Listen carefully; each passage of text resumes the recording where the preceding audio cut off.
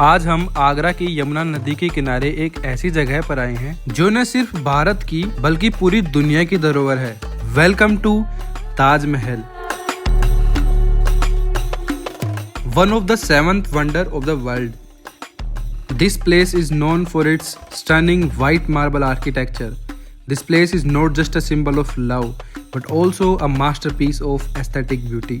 तो आइए एक्सप्लोर करते हैं ताजमहल और जानते हैं ताजमहल के कुछ रहस्य के बारे में और उसकी अद्भुत कारीगरी के बारे में। आगरा कैंट रेलवे स्टेशन से ताजमहल 6 किलोमीटर की दूरी पर है, लेकिन हम मथुरा से आगरा बस से आते हैं और पहुंचते हैं ताजमहल। ताजमहल में एंट्री के लिए 3 रास्ते हैं। हम एंट्री करते हैं वेस्टर्न गेट से। यहाँ एंट्री के लिए आपको एक 50 रुपये की टिकट लेनी पड़ती है, जो कि आप ऑनलाइन ताजमहल के ऑफिशियल वेबसाइट से या फिर यहाँ एंट्री गेट पे बने ऑफलाइन टिकट काउंटर से भी ले सकते हैं। एंट्री करने के बाद हम पहुँचते हैं यहाँ 4 गेट एरिया में। यहाँ एक मैसेज ये है कि ताजमहल के अंदर आप कोई भी बैग नहीं ले जा सकते या फिर कोई भी एडिबल चीज़ें नहीं ले जा सकते। ये सभी चीज़ें आपको बाहर बने लॉकर्स में जमा करनी होंगी। इन्हीं सभी गेट में से ये है साउथ एंट्री गेट। इसी गेट का यूज़ करके ताजमहल को बनाने वाले वर्कर्स आया करते थे। और ये है ईस्ट वीआईपी एंट्री गेट, जहाँ से शाहजहाँ के वीआईपी मेहमान ताजमहल को देखने आया करते थे। यहाँ एंट्री करते ही आपको 105 फीट ऊंचा ये शाही द्वार दिखाई देगा। इसी गेट की साइड में आप देख सकते हैं ये 220 कमरे बनाए गए थे। कहा जाता है कि ये 220 कमरे उन वर्कर्स द्वारा यूज़ किए जाते थे जो यहाँ काम करते थे। वो जब थक जाते थे वो यहीं आकर आराम करते थे। इस शाही गेट पर आप देख सकते हैं कि किस तरीके से रेड सैंडस्टोन को यूज़ करके कैलीग्राफी की गई है। इसी शाही गेट के टॉप पर आप देखेंगे तो आपको 22 डोम्स मिलेंगे, जिसका मतलब है कि इस ताजमहल को बनने के लिए 22 साल लगे थे। इसी गेट से फाइनली जब आप एंट्री करोगे तो आपको ऐसा लगेगा कि ताजमहल आपसे दूर जा रहा है। साइंस की लैंग्वेज में इसे ऑप्टिकल इल्यूजन कहते हैं। यहाँ एंट्री करते ही हमने देखा कि यहाँ एक सेल्फी पॉइंट है, जहाँ सभी लोग आकर अपनी अपनी फ़ोटो निकाल रहे थे ताजमहल के साथ। एक्चुअली में ये गेट फ्रंट गेट नहीं है, ये बैक गेट है। इस वीडियो में हम फ्रंट गेट भी देखेंगे, जहाँ से शाहजहाँ आया करता था ताजमहल को देखने के लिए। ताजमहल को बनाने के लिए लगभग 22,000 वर्कर्स ने मिलकर काम किया था, जिसमें पर्शिया, ओटोमन एंड यूरोप से भी लोग आए थे काम करने के लिए। रिसर्च की माने तो इस ताजमहल को बनाने के लिए उस टाइम पे 8 से 9 करोड़ रुपए खर्च किए गए थे। ताजमहल के टॉप डोम पर देखोगे तो आपको एक बड़ा सा कलश नजर आएगा। ये एक टाइम पर सोने का हुआ करता था, लेकिन अंग्रेजों ने इसको भी नहीं छोड़ा। वो ताजमहल से सभी सोने, जेवरात, हीरा, मोती सब उठा कर ले गई। आइए अब बात करते हैं ताजमहल की हिस्ट्री के बारे में कि क्यों बनाया गया था ताजमहल। ताजमहल का सिलसिला शुरू होता है मुमताज़ की मृत्यु होने के बाद।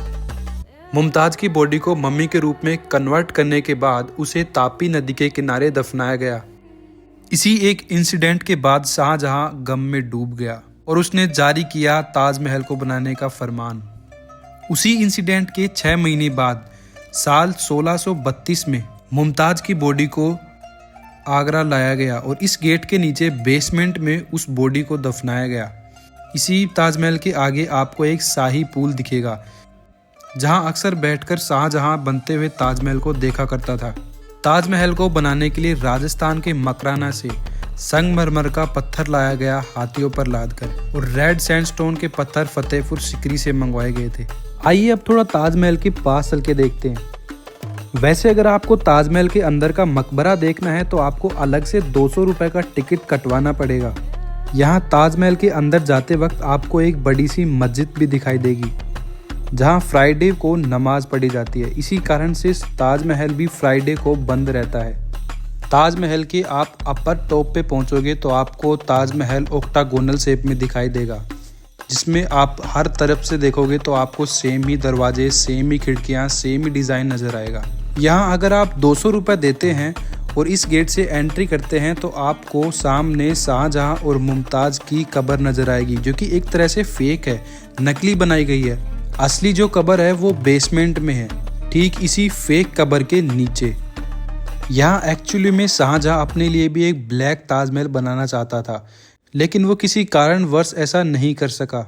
मे भी हो सकता है फंड की कमी रही हो या फिर कुछ एक्सटर्नल कुछ चीज़ें रही हो जिससे वो उसे नहीं बना सका। लेकिन शाहजहाँ की मृत्यु हो जाने के बाद उसकी 2 बेटी जहांनारा और रोशनारा दोनों ने मिलकर आगरा के किले से शाहजहां की बॉडी को निकालकर ताजमहल के बेसमेंट में मुमताज के बगल में दफना दिया।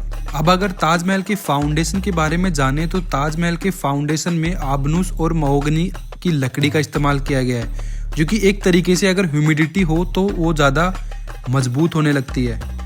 यहाँ पूरा ताजमहल घूम लेने के बाद आप इस रास्ते से एग्जिट करते हैं, और अगर आप एक ऑफलाइन टोकन खरीदते हैं तो वो टोकन अब आप एग्जिट करते टाइम जमा करके जाते हैं। ये था आपका 7 वंडर में से एक ताजमहल।